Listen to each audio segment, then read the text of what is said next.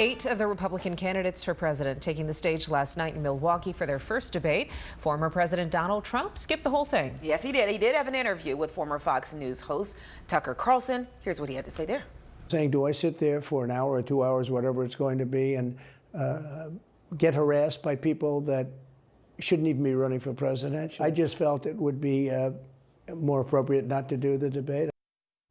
Okay, ABC 7 political analyst Laura Washington joins us now this morning. First of all, good morning, Laura. Hi. What did you think about former President Trump skipping the debate? Well, he was the elephant who was not in the room, and he still dominated in many ways because he was a front runner. I think it was a good move for him because he didn't get beat up on. The candidates were all beating up on each other, and he, in the meantime, had his own counter-programming. That interview with Tucker Carlson, I think he had something like 74 million views of that interview. So. Wow.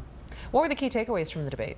Well, I think the key takeaways was that Trump, I think, won the debate because he wasn't the person who was under attack, even though he wasn't even there. There were a lot of, every time a candidate did say something negative about Trump, they got booed. Ron DeSantis was a disappointment. He really needed to do well because he's in second place, but he's been flailing, and he really didn't stand out last night, so he may have some problems going forward. All right, so one of the candidates in particular seemed to really be the target of a lot of attacks. That's the entrepreneur, Vivek Ramaswamy.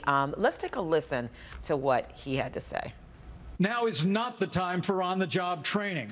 We don't need to bring in a rookie. I've had enough already tonight of a guy who sounds like ChatGPT.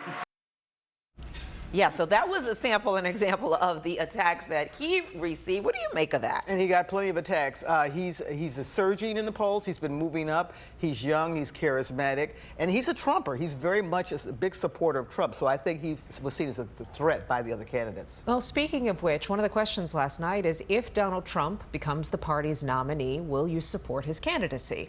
Now, a bunch of people on stage raised their hands, but a lot didn't, or hesitated. Yeah, there was mainly yeses to that, and that's partly because the Republican National Committee required that they had to agree that they would support whoever the nominee was in order to participate in the debate. But it's also because they're very concerned about his Trump's base. They do not want to alienate him, and Trump's base doesn't care if he gets indicted or convicted, so they had to be very careful on that question. His support numbers are astronomical before the debate, and this certainly didn't hurt him. And then he's going to go to court today, and I think that he'll get all the headlines today. We're already past the debate as far as the media is concerned. So if his numbers It's are all up from Trump. skipping the first debate, will he do any debate? Well, he has hinted that he may not. I think it depends on how his numbers. If his numbers continue to hold, why do it? Why do it? Okay. That's a good point. Laura Washington, thank you so much for being here with us this morning. Watch breaking news on YouTube. Subscribe to ABC 7 Chicago Eyewitness News.